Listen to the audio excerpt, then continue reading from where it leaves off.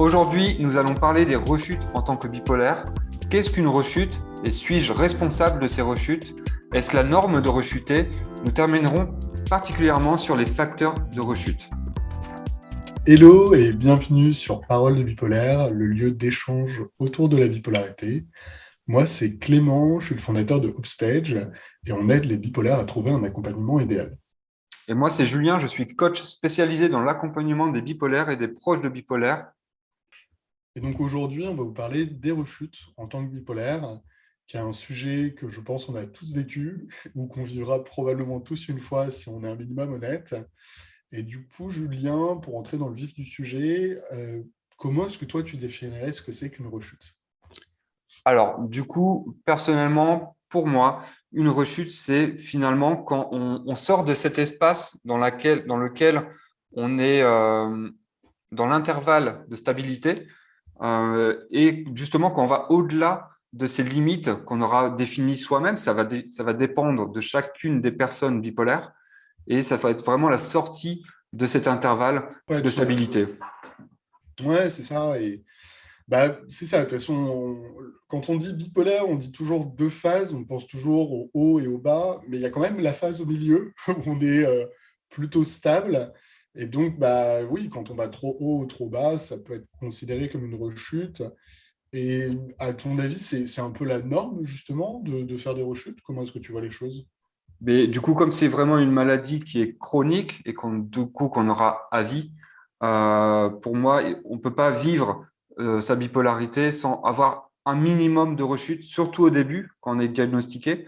Euh, et c'est clair que dans le temps, on va chercher justement à aller de moins en moins vers ces rechutes et on va apprendre à se connaître de plus en plus aussi.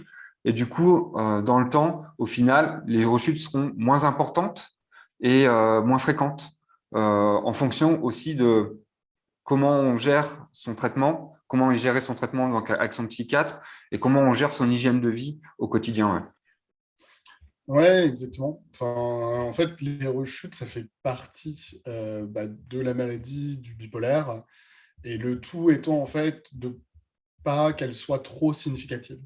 Je Mm. pense que c'est même pour quelqu'un qui n'est pas bipolaire, hein, il va avoir des hauts et des bas. Maintenant, le tout est de réussir à faire que ce ne soit pas trop significatif, mais il y en aura toujours. Et je pense qu'il faut l'accepter dans le sens où c'est comme ça fait partie de nous-mêmes, et ce sera comme ça toute notre vie.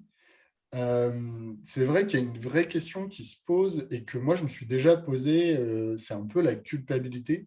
C'est-à-dire que quand on se voit notamment dans une dépression, bah, le fait de se sentir un petit peu mal et à se dire mais oh, c'est de ma faute, je me retrouve dans une dépression, enfin, qu'est-ce que j'ai mal fait, qu'est-ce que j'ai pas bien fait, est-ce que j'ai bien suivi mon traitement, est-ce que j'ai et c'est très dur et généralement c'est un peu contre-productif. Tu peux peut-être en parler en tant que coach parce que c'est vrai que bah, j'ai été dans cette situation début décembre et tu m'as beaucoup aidé là-dessus, notamment au niveau de la culpabilité, déjà à moins travailler. Je serais curieux d'avoir ton avis justement un peu extérieur. Et ben du coup, ouais, ce qui est assez drôle, c'est que finalement, là, j'ai changé de traitement il n'y a pas longtemps. Et du coup, j'ai vécu cette phase basse et j'ai culpabilisé en me disant, mais qu'est-ce que j'ai fait de mal en fait? Qu'est-ce que j'ai mal fait pour retourner dans une phase basse comme ça et être dans le mal et pas réussir à faire tout ce que je faisais avant comme j'aurais envie de le faire. Et l'idée, c'est vraiment de prendre de la distance avec ce qu'on pense, surtout, c'est particulièrement ça. Et ça peut être par des tournures de phrases, au lieu de dire mais, je suis nul, bah, c'est me dire je me sens nul. Et on peut même aller encore plus loin aussi, c'est je suis une personne qui pense qu'elle est nulle. Et en fait, c'est de prendre de la distance par rapport à ses pensées déjà.